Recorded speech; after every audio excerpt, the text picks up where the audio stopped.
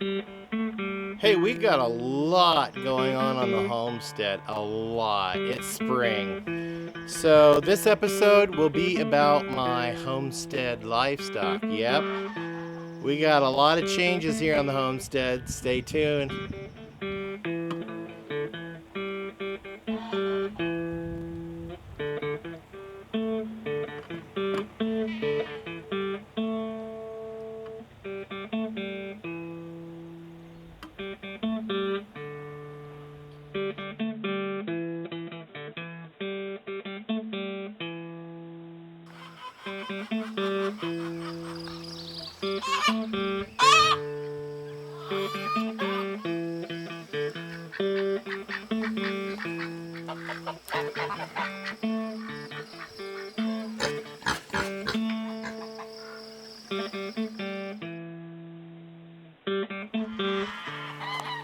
Hello, welcome back to Pine Meadows Hobby Farm. I'm your host, Jerry Hansen.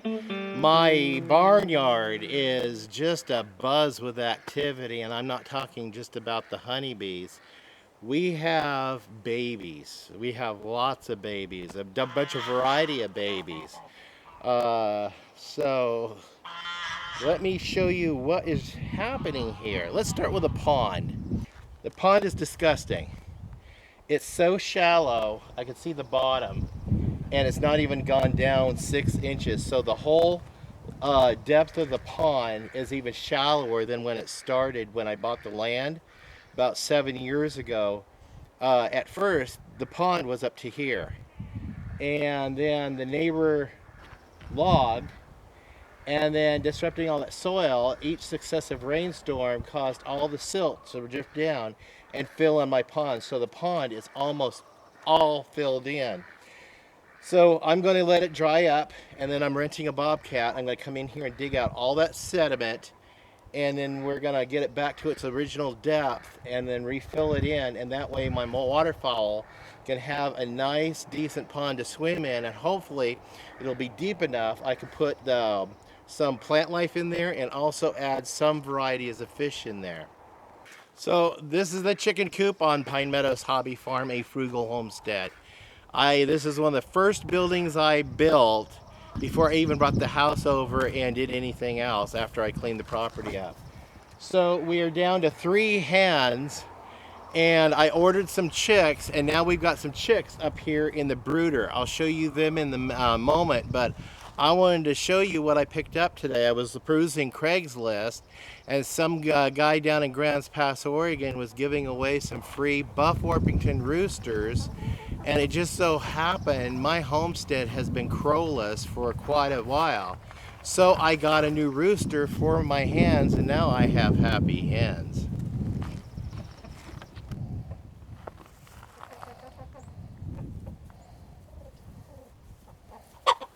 Now I do have one hen in here that's broody. She's on a clutch of eggs, but all the eggs in my hen house thus far are not fertilized, because we just introduced the gentleman today. So now from now on I'm going to have fertilized eggs, and hopefully I can swap those unfertilized eggs out with fertile eggs and let her hatch some more eggs. That's my goal. So the goose over here in the igloo is still sitting on a clutch of eggs. I haven't checked lately. I haven't noticed any that have hatched. But I do have one gosling that successfully hatched off this other nest in the weeds. Unfortunately, most of the eggs were unfertilized, because you can pick them up and shake them, they're liquidy. One baby goose died after hatching, and one died while pipping. So there's actually 3 that were live and viable. And I took 3 eggs, and I thought they were viable. We'll see. I put them under the heat lamp up with the ducklings in the brooder, so we'll see how that goes. And here's the fuzzy little fella. Mom and Dad are being very protective of him and shielding him. There he is. Boy, that duck wants to breed with that goose.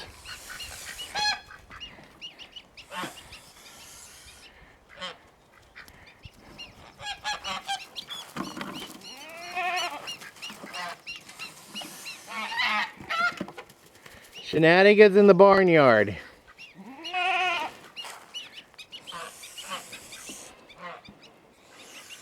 Hey, go breed with your own kind.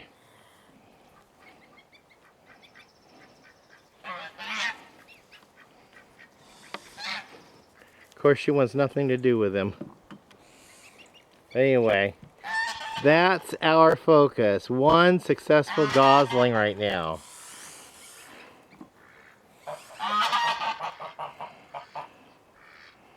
And of course, Papa, that old gander, being very protective.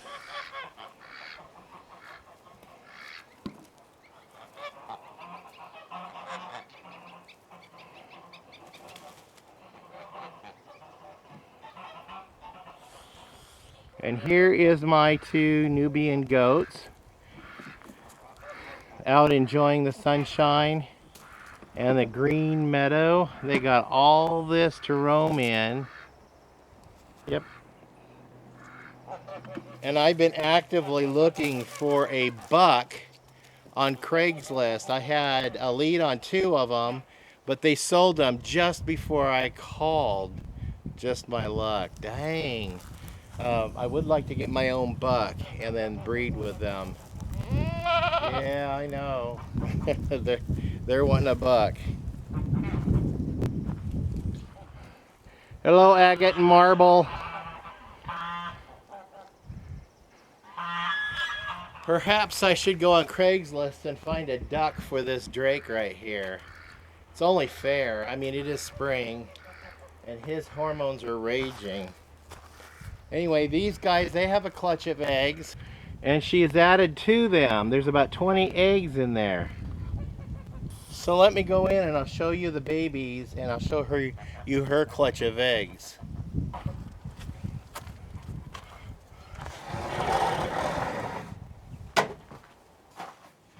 Yeah, there's a clutch of eggs right here. And she's got 1, 2, 3, 4, 5, 6, 7, 8, 9, 10, 11, 12, 13, 14, 15, 16, 17.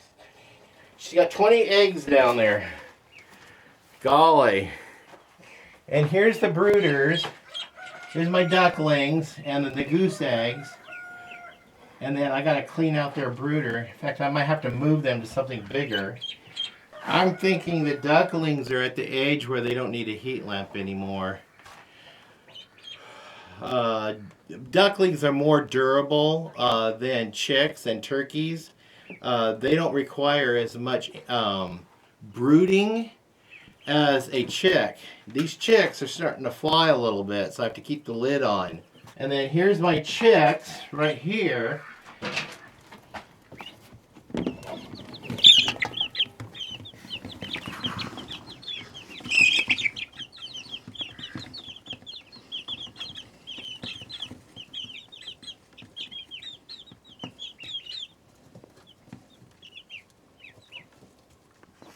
And then over here I got Naragansette turkeys.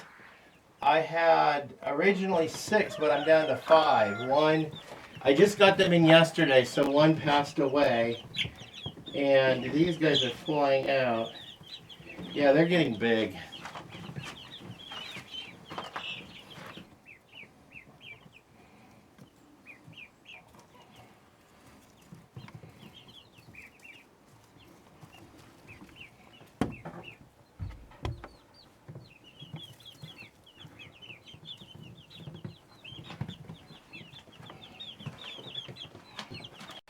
So I have 1 male and 2 females on the ducklings. These are Pekin, same variety as that white one down there. It's like the duck that appears in the insurance commercial, the Aflac duck. Okay, and these chicks, I have 6 hens or little pullets, and I have 1 little cockerel rooster. I had 2 cockerels, but 1 died. And then I've got 2 on orders, so I'll have a total of 4 roosters if I'll survive, because I'll have the big one I just got today plus 3 little ones. And then these turkeys, the Naragansette, this is a heritage breed. This is what I had before the coyotes broke in and got them. These are beautiful birds. Anyway, I purchased 6 of them in a straight run. I'm hoping to at least get 1 Tom and 2 Jennies. I hope I don't end up with all Toms, but they don't sex them. They just hatch them and then ship them out. So I bought 6 of them. I'm down to 5. So at least I hope to have a breeding pair, at least 1 breeding pair. And then I've got to go online and purchase a egg incubator for goose eggs and duck eggs so I can have a better success of hatching geese, turkey, and duck. I'll let the chickens do theirs, but not having too much success as far as incubation goes with geese in the last couple of years. 1 good gosling so far? I don't get it.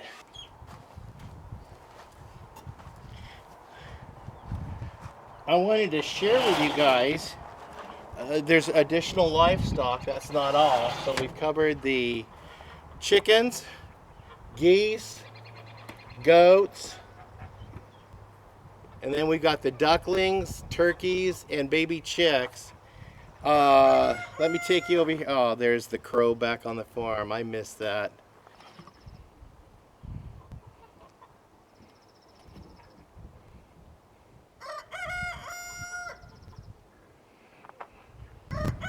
Anyway, Bunny Bungalow will be having its repairs done on Tuesday. I'll get that upgraded and fixed and cleaned up, and I want to do another paint job on the inside and put a screen on the window. That way it keeps the flies out. But I purchased a trio of rabbits, a buck and 2 doe, and I'm going over to Florence, Oregon, over on the coast next week. Week after next. It's the week after next. And I'm going to pick up 2 trios. 1 for my daughter because she wants to start rabbits on her homestead. And we're picking up a 4-bay cage also. And my granddaughter wants to get into a 4-H project. So this is perfect. So I'm bringing home 6 rabbits, 2 bucks, 4 doe, and these are the white New Zealand breed. The bloodline is awesome. The gal's selling them because she's moving back to Indiana, and she's been a rabbit breeder for some time. And she told me that her rabbits are from like a buck from A&M University. They have a couple out of Florida, Georgia, South Carolina, and I think Tennessee, she said. But so this is a diversified bloodline from all over. So hopefully between my daughter and I, we can get some good bloodline introduced and variations introduced to our area for people. Because as we raise babies, we'll raise them out, send some to freezer camp, and then we can sell others to help with the bloodline in our area. So I got outfitted in here with 9 cages that are big enough to handle the New Zealand breed.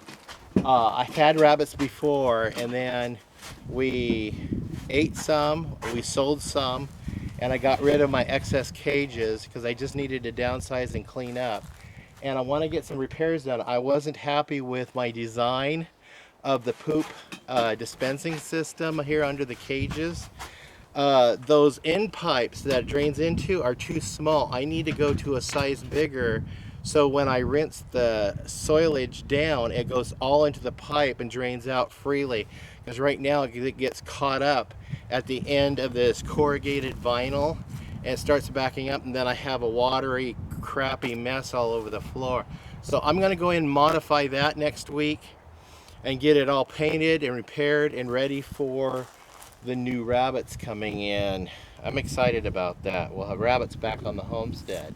So stay tuned for that episode, and yeah, continue following us on our journey here at Frugal Homestead, tucked high in the Cascade Ranges of the Pacific Northwest. You can do that by subscribing and then clicking that bell icon. That will alert you to new videos as I upload them. Also, if you click that share button and share my videos on your social media platforms, that helps introduce us to other people who are looking to achieve the same thing that we're doing and also learn from my mistakes. Hey, I'm transparent here. I'm not afraid to show you my faux pas and mistakes as well as my victories and triumphs. That way we're all learning. Yes, we're all learning. Give me a thumbs up, leave a comment, and we'll see you in the next adventure. I still got some more planting to do. It's spring. Bye-bye.